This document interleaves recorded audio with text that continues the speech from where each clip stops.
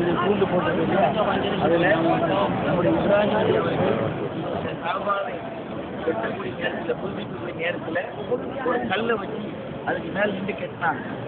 அந்த கல்லில் அவங்களுடைய பாதம் பதிந்திருக்கிறது. இந்த கல்லில் இந்த பாதம் பதிந்திருக்கிறது. அதை அல்லாஹ் நினைவு சின்னமாக ஆக்கி இப்ராஹிமுடைய பாதத்தை இன்றைக்கு ஹரம் ஷரீஃபிலே வச்சிருக்கிறாங்க. அது பேர் மக்காம் இப்ராஹிம் என்கிற இடம்.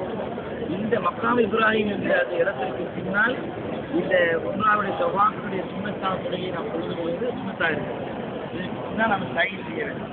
இதுக்கிடையில் இந்த நம்முடைய இது இருக்கு இல்லையா, நேர நம்ம ஹஜ்ஜில் அஸ்வத் பார்த்தோம் இல்லையா, இது புனிதமான ஒரு கல்லாக இருக்குது. சுனத்தில் எடுக்கப்பட்ட கல்.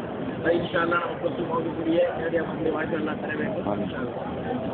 அடுத்ததாக இருக்குது காபத்தினுடைய வாசல். அதான் வாசல். அந்த ஹஜ்ஜுல் அஸ்வத்திற்கும் காபத்துல்லாவுக்கும் இடையில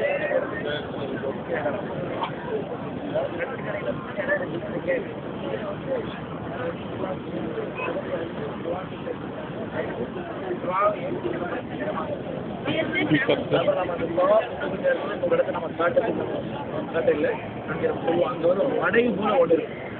அதாவது மேலே பார்த்துக்கிங்கன்னா ஒரு தண்ணி வடியக்கூடிய ஒரு மடை, காபத்துள்ளால மேலே கூட தண்ணியில் வடியக்கூடிய மடை, அதுக்கு மீசாப் என்று சொல்றாங்க.